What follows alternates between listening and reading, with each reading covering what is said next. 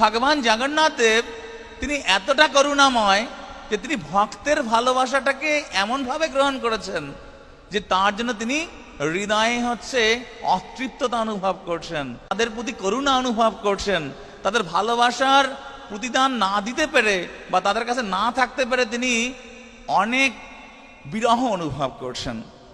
তো এই যে রূপটি, এই রূপটি যখন দর্শন করলেন নারদ মুনি, তখন বললেন যে হে প্রভু, তোমার এই করুণাময় রূপ তুমি এই জগৎবাসীকে দর্শন দান করো।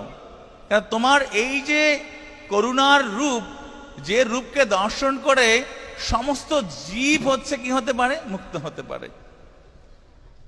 আর তখন ভগবান জগন্নাথ দেব, বলদেব এবং সুভদ্রা মহারানী তারা বলেন হ্যাঁ আমি আবির্ভূত হব, কিন্তু এখন নয়।